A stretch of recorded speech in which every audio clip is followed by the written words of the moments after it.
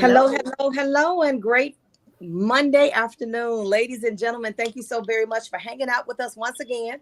Welcome to our talk show where we're going to talk a little bit about forgiveness, the impact of forgiveness or unforgiveness on our lives from a mental standpoint, from a physical standpoint, relationally, and spiritually. And today we have once again another phenomenal guest to talk with us a little bit about that topic in depth.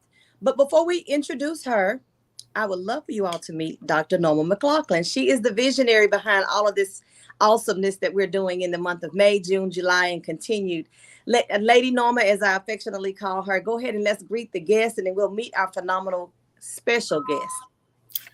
Good evening. Good evening. I'm so excited to be with you all again tonight.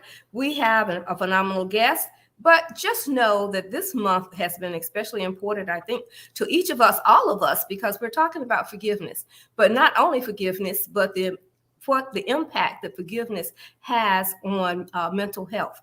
We know in our families that there is no family that goes without some form of mental illnesses. I think we need to all realize that.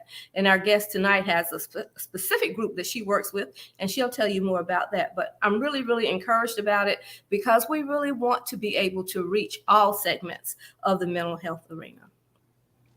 Thank you so much, Dr. Norma. You said it. You hit the nail on the head. Is in the month of May. May is mental health awareness month, and we really want to take the stigma out of what it is to say someone is mental, not maybe as healthy as they could be from a mental standpoint, but particularly the equation that many may not have given much consideration to, and that's the impact on forgiveness or unforgiveness as it associates with our mental health. A lot of times we try to disassociate forgiveness and that it's not a factor. It's nothing that I need to deal with right now. But we don't realize that it's like a cancer that affects us in various ways, and mental health is just one of those areas. So Miss Chanon Robinson is our special guest. I became acquainted with her by information only. So this is my first time meeting her as well in person, I guess. Well, not really in person. This is virtual, right? But this is my first time laying eyes on her. So thank you so much, Ms. Robinson, for hanging out with us and for bringing to light your points of view from a professional and personal standpoint. We understand you work in the mental health arena. So if you would give us a little information about who you are and the work that you do. Yes, ma'am. Thank you for having me. My name is Chanon Robinson, and I am a licensed clinical social work associate. I work on Fort Bragg with the military population, and we see children as well as family members, the adult family members, and we focus on dispelling those mental health taboo and all those things that go along with mental health, and trying to meet people where we meet people where they are. And so in that way, we can dispel the myth and start, the healing process with coping skills, education, and all of those things that go along with equipping people with the knowledge to be more mental health, aware. That's good. That's really good. I was doing, I guess, my own little research, so to say, and I understand in some communities maybe the stigma that's still attached to mental health, because in our communities, if we had an uncle or cousin or someone that wasn't what they say quite right, it could be viewed upon as a curse to the family, maybe things that people wanted to shun and keep quiet. In certain arenas, whenever women had nervous breakdowns and things of that nature, they would automatically institutionalize them rather than considering the cause or the source or providing the treatment. And so then that became a negative stigma. And so I just believe over the years, while we know better, we don't always do better, right? We don't always do better. Mm-hmm. So let's talk about the subject at hand, because Lady Norma she's been on this, Shannon, I don't know if you've heard, but she has been on this forgiveness track now for a while, okay? Everything is about, and I have such a great appreciation, because in the fact of us talking about it and me hearing about it so much, I'm beginning to learn more about how pertinent it is for us to adopt the practice or the philosophy of to forgive, because our failure to do so does not hurt the perpetrator, or it affects us personally. We are the ones that do damage to ourselves by choosing not to forgive. And of course, it manifests and it shows up in so many different aspects of our lives. My first question for you is, as a therapist, how prevalent is forgiveness or unforgiveness in the clients in which you actually have had opportunity to interact with? It's very prevalent because a lot of people don't understand that forgiveness has psychological benefits. It allows us to release that stress that's built up, and the biggest factor is forgiveness. Forgiveness connects, well, equates to well-being. So forgiveness is not viewed as a weakness, it's viewed as a stepping stone to help you, because research has shown that forgiveness is linked to mental health outcomes. And it could reduce anxiety, it could reduce depression, and along with any other major psychiatric disorders that people may encounter. So that forgiveness piece is really important in a successful intervention. Oh, I love the way that sounded. Okay, so Lady Norma oftentimes says forgiveness is freedom. Mm-hmm. And then I've heard it say that forgiveness is really the gift that you give yourself. Mm-hmm. It's not even about whether or not you actually speak to the person that you need to forgive, or sometimes we need to forgive ourselves, or maybe a situation that happened that we need to forgive and get beyond. Lady Norma, do you have any particular examples, or better yet, a question that you want to direct to Ms. Robinson? Well, my specific example probably is myself growing up in households that is very that has unforgiveness, that we didn't know that was an issue, but there was a lot of mental health issues. And as a child, of course, I didn't know that.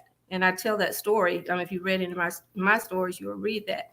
And that you grow up, you ask your people, what's wrong? Why is Uncle so-and-so acting like that? Or why is Miss so-and-so acting that? Or why is Miss so-and-so locked in the room, or whatever? But you've always been told, I was always told that. I'm 70-some years old now, so that was a long time ago.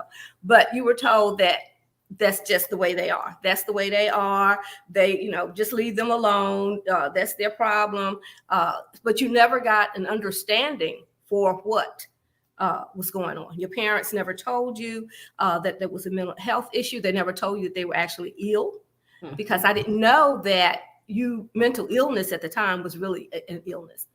It was a sickness, and that you could get help, and that they should have gone to a doctor or a psychiatrist or something. I guess in those days, we didn't even know what that was, or that type of help was around for us. So my whole thing is, now that we've been doing it this week or this whole month, and Shannon, you can shed some more light on that are there enough mental health workers, mental health therapists, mental health whatever, that can help us bridge that gap from people like, and I know, and even in the African American community, it's still a taboo thing to seek mental health. But what can we do to get past that? That is a wonderful question, First Lady Norma. To answer your question, there are not enough mental health providers, especially of color. And that's a big piece for a lot of African Americans, Hispanic Americans, whatever other culture outside of the majority. Because if you don't have someone who looks like you and can actually relate to what you're going through, it's hard for you to make that connection with that therapist. So we are lacking in diversity, but we're getting better. That's good. And I have a lot of clients who will speak to me directly for therapy, who will not maybe talk to my counterpart in the same way that they talk to me, because they feel like I can better understand them, because we have some common areas. We have a lot of commonalities. And so that is the biggest piece in mental health, is finding that commonality and that diversity to be able to relate to, meeting that person where they are. And that holds true for veterans. They will not talk to other civilians. They will only talk to veterans, because they feel like you can relate to them because you've been in their shoes. And that critical piece is always meeting the client where they are. And that's a big part of therapy. If you don't have that in the beginning, the likelihood that a person continuing therapy is very slim. Right. Ms. Robinson, you hit on a point that I heard in another arena with regards to the importance of representation in Yeah. varied capacities. It was actually one of my favorite actors, Denzel Washington. And he's actually currently producing, at the time they were interviewing him and he was producing and directing a film. And they made reference to his cast being mostly African American. And so the person that interviewed him asked, why was that so important? Could you not have gotten another person that was of another persuasion to be a part of it? He says, it's not about the gifting, it's about the culture. He said, in order for us to communicate this story true, which had to do with the African American community, he says we needed people who understood the culture. And so the interviewer did not quite catch what and although she was African American, she didn't follow. And so he asked this question. He says, do you know what it's like on Easter, the Saturday before Easter, to be in the kitchen and your mom has the straightening comb and she straightens your hair and she nicks the back of your neck? And so everyone nodded their hair, yes, because even when it happened to you, it happened to a sibling. He said that's culture. A Caucasian counterpart can't relate to that because they never had that experience. So he said that, and I was like, wow, that makes sense. So I hear you saying really the same thing. We don't, it's not that we don't feel like the other people are not qualified or they don't have the skill set, but we need to know that they can relate to us from a different place that makes us feel comfortable. So having people from varied walks of life, from various communities makes a difference because people need to be able to connect with who they can relate with. I totally see that. And I see it in a whole different world. Let me ask you this question because I wanted to amen what you said because I thought about Denzel. He's so smart. This is not about him. But here's another question. I was ignorant of this until a few years ago. I became acquainted with a young man who told me about the fact that, he had been dealing with depression and this, that, and the other. And he had his own, things he had to deal with. And the doctor placed him on medication. Well, he thought that was something that was could be considered negative against him and his macho image and, him being a man and not being able to deal with it. And so his therapist made references to the fact that, and I'm going to paraphrase it, is that due to the series of traumas that he experienced over his life, there was an imbalance, which triggered the depression. So the medicine was to alleviate the imbalance so he wouldn't have the tendency to be depressed. And so I was like, you mean like a chemical imbalance? He says, yes. So the medication was about balancing out his chemistry, so to say. Who would have thought? I didn't know. I don't know where we thought it came from. Let's speak to that for a moment, because a lot of people may be like I was. I had no clue.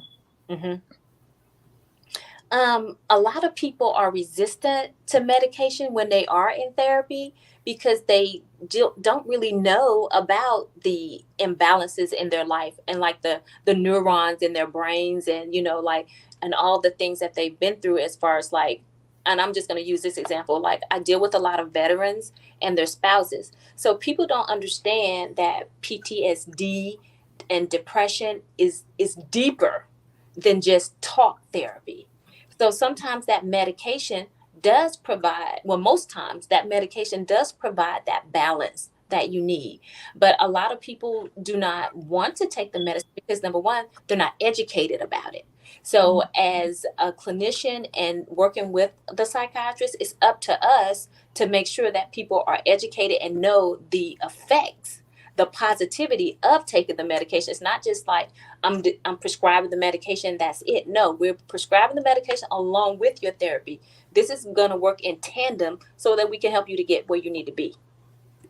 That's good. That's good.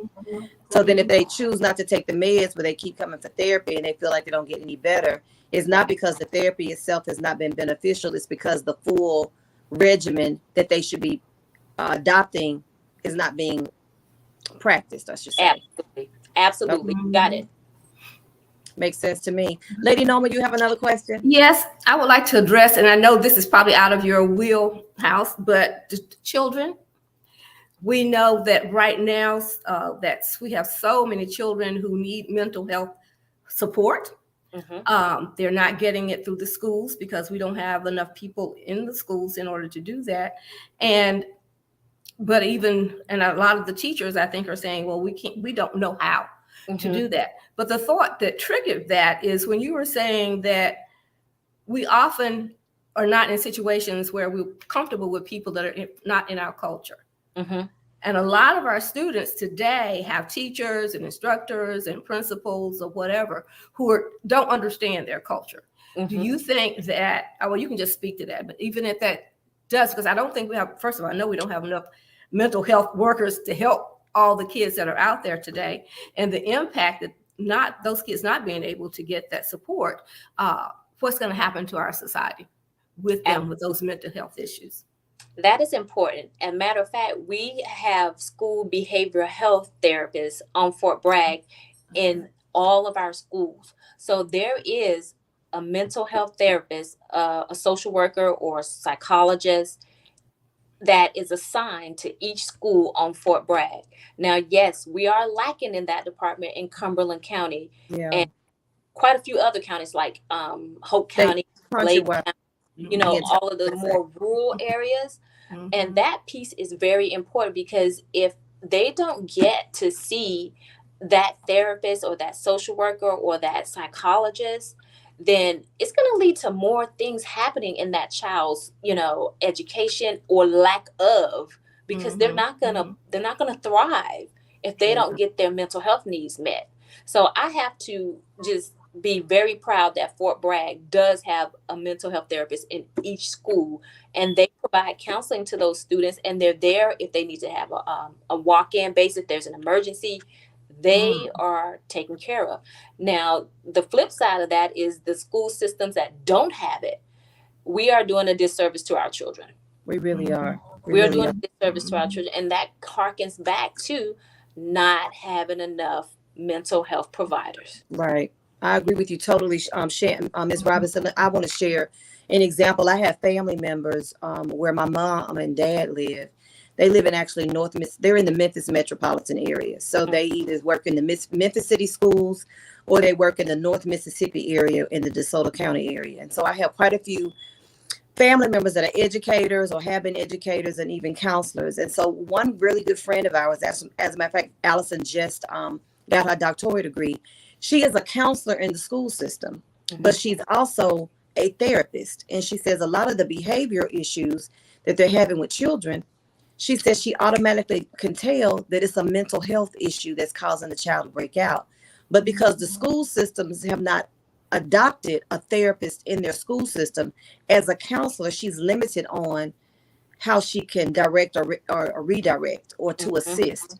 So she has to find creative ways to get information to the parents without overstepping her bounds. And so I asked her, I said, well, why can't you she said, because the school system does not recognize the necessity of therapists in the schools. We're counselors and our hands are tied. I thought that was crazy. So she says, now you have children who have repeat issues. They're suspended over and over again. Now they're labeled as troubled, and they are placed in alternative schools when really they have mental health issues that have been addressed. It would have been a totally different situation for the child. And of course, African-American students tend to fall into that vein, because not only do you not have the therapies they need at the school, but now the families traditionally don't think we need mental health therapy, right? So now the child it's just a domino effect. It really is. Fort Bragg is doing a great job, I feel, by having a therapist in the schools. I really believe that they've adopted that model because of the culture of being a military community. That is an excellent, I believe, pattern that everyone else should adopt. But it's unfortunate, as you said, that the traditional schools do not allow for that. Right. And they do have like social workers in some of the schools, but it's like one social worker for 4 or 5 schools. Right. And that social worker cannot possibly touch every child that needs to be touched. Right. They're stretched so thin. So again, we need more therapists in the schools. We really do. We really do. And if they get caught, if that gets in their formative years, if they get the mental health therapy that they need, they get the attention that they need to help them to alleviate whatever it is that's causing the chaos that they may be exhibiting, then that makes for them to become a better student, and then eventually a better young adult, and be able to cope with life more. But unfortunately, it's just the opposite. So And cuts down on our prison population. exactly, it does, it does. So forgiveness. So that means we need to forgive the school systems for being Try to help them right, the and best then way do our we can. best to intervene as much as we can. Encourage some scholarships are out there somewhere so we get some more therapists. But can you imagine though how a child must feel, and they may eventually, and I'm just trying to speak, if I'm a small child and I'm dealing with things and I really don't understand, and they keep treating me this way, and I get older, I could be harboring resentment and unforgiveness in my heart until I get older. Now it goes from a seed to a bud, and now it's a full-blown tree or shrub, and it's harder for them to acclimate and to get past a lot of what they've dealt with. I've heard this, Lady Norma, you've even mentioned this to me with in your conversations with the forgiveness retreats that you do when you all work as coaches. You find that a lot of the adults are having to go all the way back to childhood. Mm-hmm. It was something that stemmed from their childhood that perpetuated. And they don't even realize that it is either a mother, father, sister, next door neighbor, whatever. But the more you get, you have to dig until you get there. And all the people know is that they're walking around unhappy, that with a bitter root that they don't know what it is or why it is, but they're stuck in some place. Right. Mm-hmm. So working with children is important. So we do have the forgiveness retreat that we actually help them into that. Awesome. Imagine, but I'm always excited about it. We can just capture all the little boys and have them forgive their fathers for abandoning them, or whatever that feeling is that they have, that we will have better young men in our lives. Exactly. It's a lot we could talk about. I know with Miss Robinson's years of experience, I'm pretty sure she can give us example after example after example. But basically, you've already spoken to what we know to be factual, is that forgiveness is very much a significant part of it. And we have to forgive ourselves as well as others. And we have to forgive our community for choosing to be even now ignorant of how vital this is. Mental health is a vital part of holistic living, every aspect of your life. As a matter of fact, if your head is not quite right, everything else is affected accordingly. Right? So, yeah. Any closing comments or remarks you'd like to offer, Ms. Robinson? I would like to say that if you work at forgiveness, it takes the edge off of stress, anxiety, depression, and ultimately it's going to help you feel better in the long run. Period. Amen. That's good. That's it. My philosophy. Right. Lady Norma, any last comments? No, I mean, we've had a wonderful, wonderful conversation. We hate to have to end it, but of course we've gone over our time as usual. And this, I'll let you talk just a snit about our July 29th event, which we're very, very, very excited about. We're having a gala, and this gala is to represent forgiveness. We're going to do a documentary that shows people who have gone through the process of forgiveness, and they are going to give their testimonies along with our therapists that will have leading. But we are so excited. And it is a celebration. I'm excited because it's going to be a 5-course meal. We're going to have a viewing of the documentary. It's just going to be a wonderful, wonderful time in celebrating, because I think we need to celebrate the fact, as Shannon has said, that we are now free. That we have passed that point of identifying why we have the stress, identifying why we can't move on and be happy with whatever state that we're in. And so that's what we're celebrating on July 29th. And we hope everybody will come out and celebrate with us. It's going to be magnificent. For more information, just go to Eventbrite. We have the event. It's going to be called the Celebration of Freedom. As stated earlier, we believe that forgiveness is freedom. And so because this documentary is going to be a culmination of a lot of the interviews we've done with therapists, life coaches, doctors, spiritual leaders, and we've also have people who are going to share their personal testimonies of how they begun the journey and of forgiving for whatever purpose, wherever they were at what time. But they're going to share snippets of that. Our documentary, the premiere, as Lady Norma has already said, is going to be July the 29th. It's going to encompass, dressed in your finest after 5.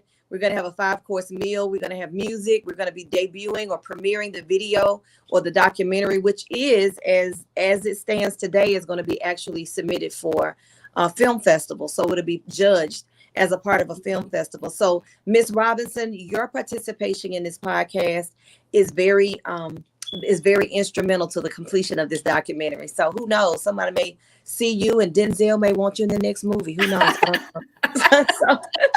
But for more information, just go to Eventbrite. The event is called Celebrate Freedom. Again, it's July the 29th. It's hosted by Chosen Pen Publishing. We are excited to have each and every one to come out. And if you want sponsorship information, you can be a sponsor. If you want to be a silent auction contributor, we can take care of that. If you just want to attend and bring friends with you, we invite you to do so.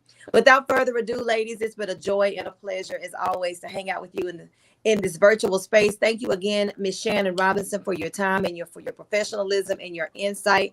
Lady Norma, I appreciate your guidance and your wisdom in this, and I'm excited to see what comes about.